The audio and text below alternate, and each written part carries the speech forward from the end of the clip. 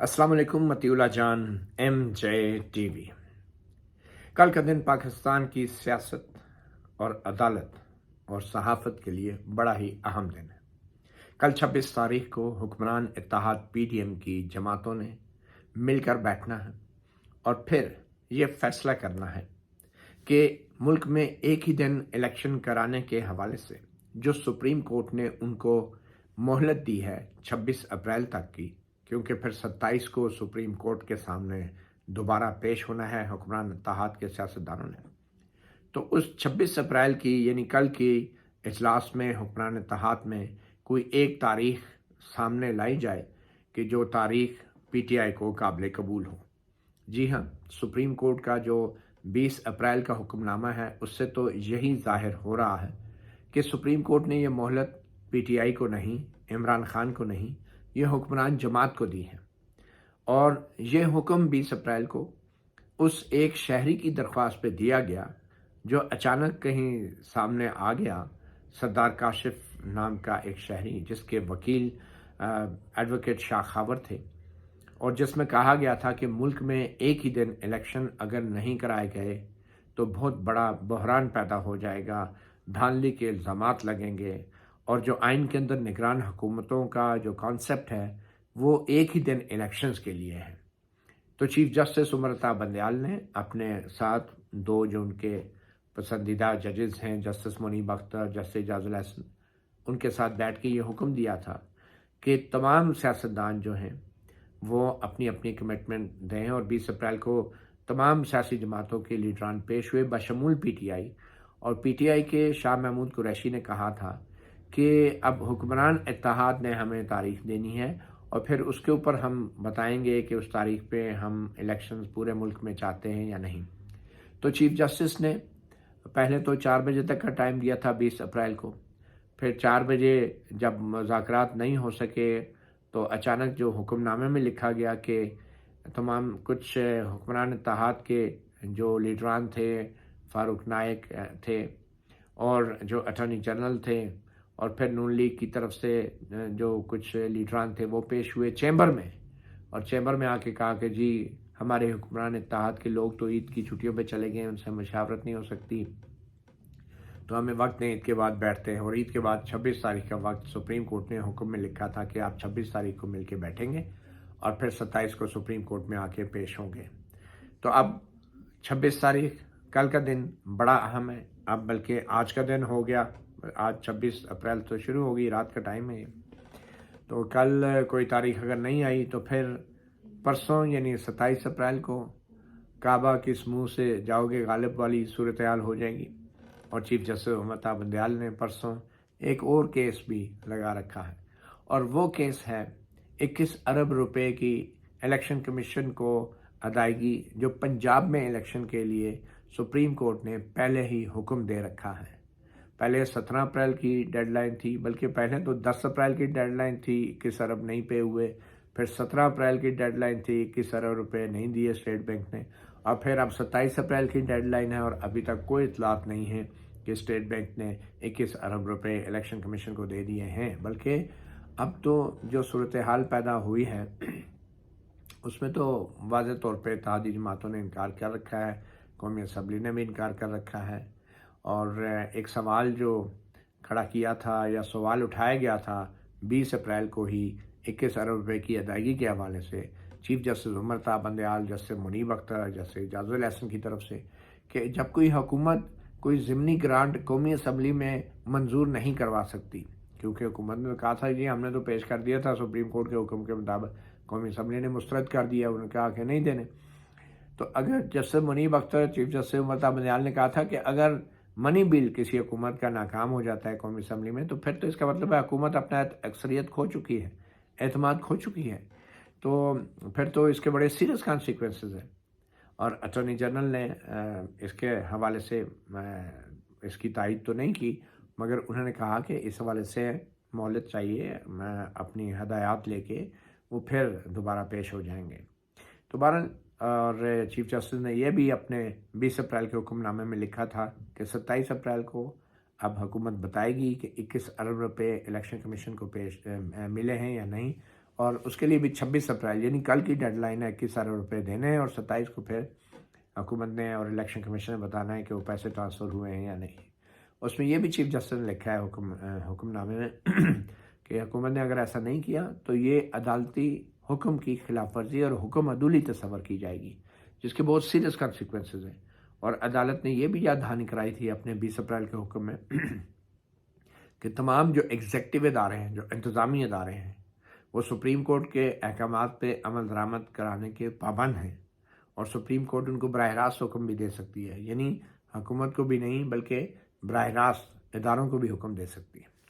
تو اب یہ دو معاملات 27 اپریل کو ٹیک اپ ہونے، اور ان دونوں معاملات کی 26 اپریل یعنی کل کی یا آج کی ڈیڈ لائن ہے۔ اب 27 اپریل کو کیا ہو سکتا ہے؟ 21 ارب روپے تو حکومت نہیں دے رہی، اور 14 مئی کو الیکشن کی تاریخ مقرر ہے، اور چیف جسٹس نے 20 اپریل کو ان دو الگ الگ درخواستوں میں 21 ارب روپے فنڈنگ والا کیس اور دوسرا جو شہری کی درخواست ہے کہ ایک ہی دن تاریخ کریں، دونوں میں چیف جسٹس عمر طاہر بندیال نے یہ واضح کیا ہے کہ 14 مئی الیکشن کی تاریخ ہے،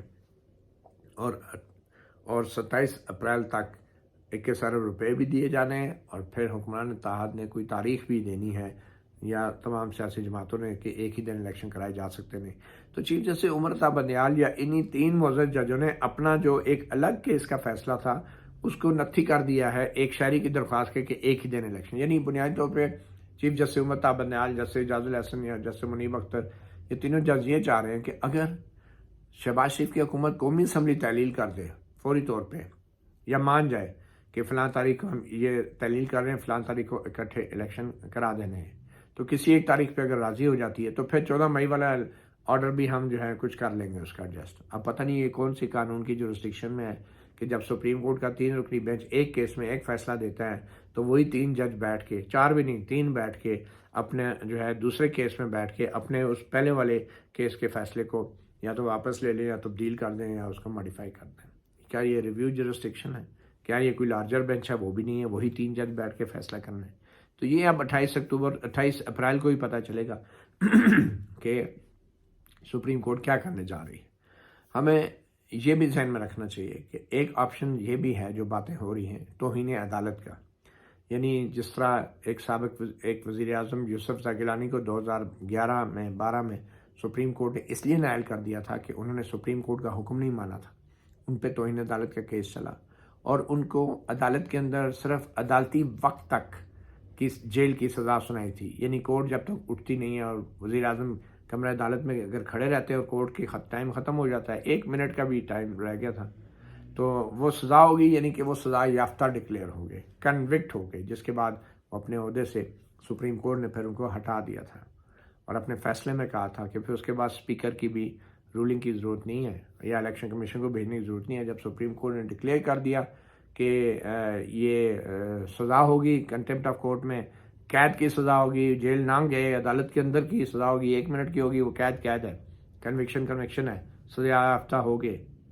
ڈسکوالیفائی ہو گئے۔ تو اسی طرح سپریم کورٹ نے اگر ایسے ہی کوئی توہین عدالت کی کارروائی شہباز شریف حکومت کے خلاف شروع کر دی تو پھر سوال یہ پیدا ہوگا کہ کیا یہ جو 14 مئی کی تاریخ ہے، کیا عدالت 14 مئی کی تاریخ کو ایک تلوار، ایک ہتھیار کے طور پہ استعمال کر کے حکمران اتحاد یعنی پی ڈی ایم کو مجبور کر رہی ہے کہ وہ قومی اسمبلی بھی توڑ دے؟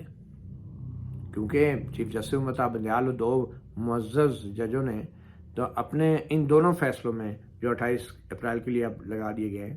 شہری کی درخواست اور 21 ارب والا، ان دونوں میں کہا ہے کہ 14 مئی کی تاریخ نہیں بدلی، وہ فیصلہ فیلڈ میں ہے، اور ساتھ ہی کہا ہے کہ ایک تاریخ پہ اگر راضی ہوتے ہیں تو بتائیں ہمیں۔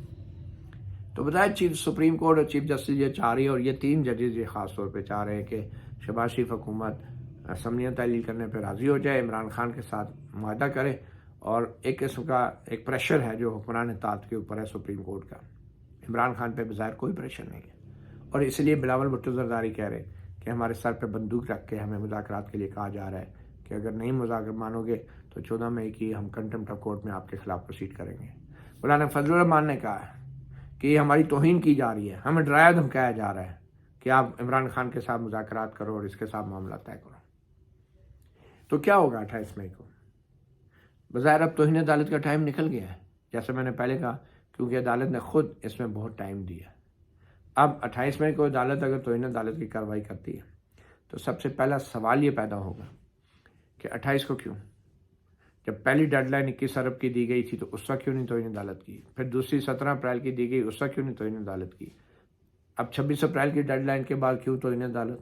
کیونکہ ہم عمران خان سے مذاکرات نہیں کر پا رہے، کامیاب نہیں ہو رہے ہمارے مذاکرات، تو آپ ہمیں پنش کر رہے ہیں کہ عمران خان کے ساتھ معاملات طے کیوں نہیں کیے؟ یہ سوال اٹھے گا۔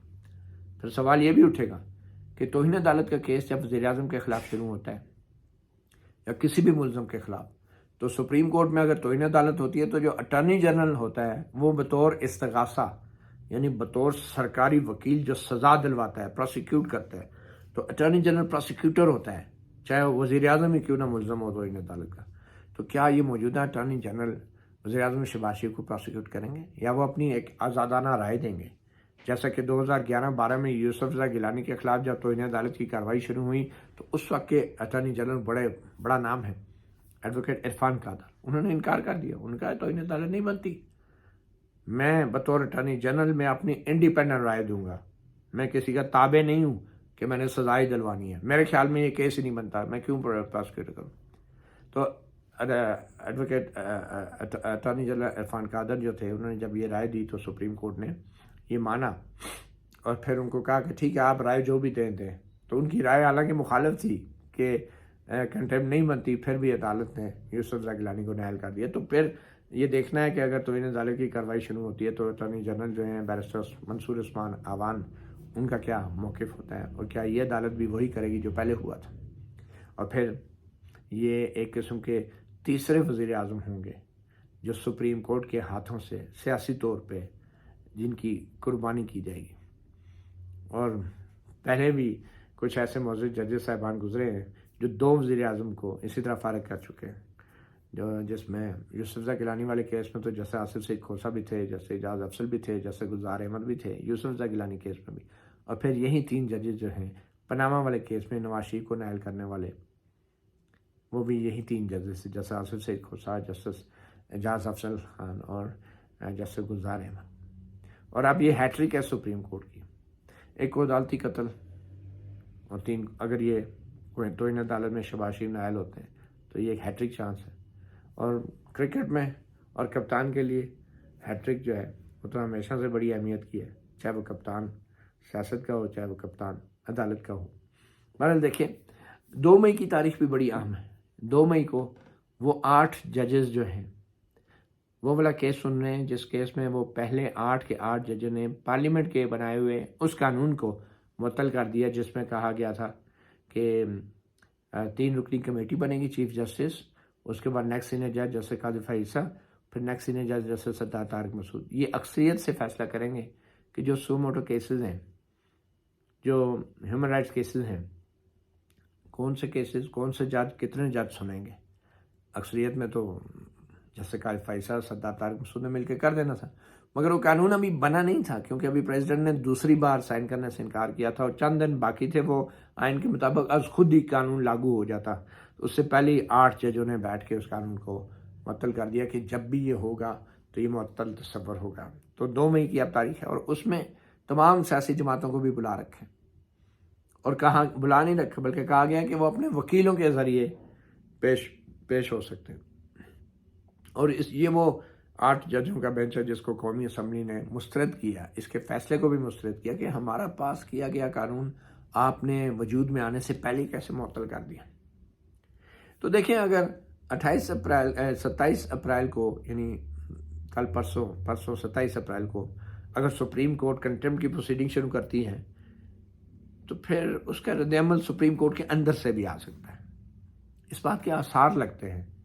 کہ اگر اس انتہا تک یہ 3 ججز جائیں گے سپریم کورٹ کے تو پھر جو بظاہر جو 7 ججز ہیں وہ بھی ریکارڈ پہ ضرور کچھ نہ کچھ لائیں گے۔ وہ کیسے لائیں گے یہ تو تبھی پتہ چلے گا، شاید کوئی روایتی طریقہ نہ ہو مگر کچھ نہ کچھ ضرور رد عمل ہوگا۔ اور پھر 2 مئی کو کیا سیاسی جماعتیں 8 ججوں کے سامنے پیش ہوں گی؟ وکیلوں کے ذریعے خود نہ بھی جائیں، کیا ان کے وکیل پیش ہوں گے یا وہ بائیک آؤٹ کریں گے کیونکہ پہلے ہی ان 8 ججوں کو مسترد کر چکے ہیں۔ مگر بہرحال سیاستدان تو سیاستدان ہوتا ہے،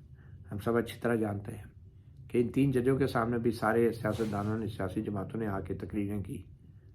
اور شاید تقریروں کا یہ فائدہ ہوا کہ تھوڑا کم از کم وقت مل گیا اور چیف جسٹس کو بھی فیس سیونگ مل گئی۔ اتنے میں ایک شاعری کی درخواست بھی آ گئی، چیف جسٹس نے اس کو بھی ٹیک اپ کر لیا۔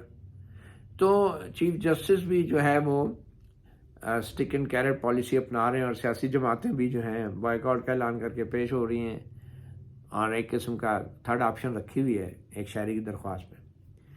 تو اگر کوئی تاریخ پہ راضی نہ ہوا کل 26 اپریل کو، جس پہ پی ٹی آئی بھی راضی ہو گئی، اگر وہ نہ ہوا، اب دیکھنا یہ کیا وہ تاریخ چیف جسٹس امتا بندیال کی 16 ستمبر کی ریٹائرمنٹ سے پہلے کی ہوگی یا بعد میں ہوگی، یہ بھی بڑا اہم ہے۔ یہ صرف اب عمران خان کو الیکشن کی تاریخ پہ مطمئن کرنا چیلنج نہیں ہے، چیف جسٹس صاحب نے بھی، اب ان کی بھی بظاہر یہ خواہش لگتی ہے کہ وہ اپنی ریٹائرمنٹ سے پہلے کی کوئی تاریخ ان کو مل جائے۔ یہ بھی اب بہت بڑا سوال ہے۔ تو وہ تو لگتا نہیں ہے، کیونکہ حکمران اطاعت بظاہر کسی صورت میں بھی موجودہ صدر مملکت اور موجودہ چیف جسٹس کے ہوتے ہوئے شاید الیکشن پر راضی نہ ہو، اور اگر ایسا نہیں ہوتا اور چیف جسٹس انتہائی اقدام اٹھاتے ہیں اور ایک نیا توہین عدالت کی کارروائی شروع کرتے ہیں، تو پھر اس کے بعد سپریم کورٹ کے اندر سے بھی ایک نئی قسم کی جنگ کا آغاز ہو سکتا ہے، جس سے بہت نقصان ہو سکتا ہے۔ ملک کا نقصان ہوگا، اداروں کا نقصان ہوگا، آئین پاکستان کا نقصان ہوگا، اور ویسا ہی ہو سکتا ہے جیسا پہلے بھی ہم دیکھ چکے ہیں سپریم کورٹ کے اندر تقسیم کا کیا نتیجہ ہوتا ہے، وہ ہم سب دیکھ چکے ہیں۔ خدا نہ کرے ایسا کچھ ہو، مگر بظاہر اس بار گیند عدالت کی کورٹ میں ہے۔ مطیع اللہ جان، MJ TV سے اتنا، اجازت دیجیے، اللہ حافظ۔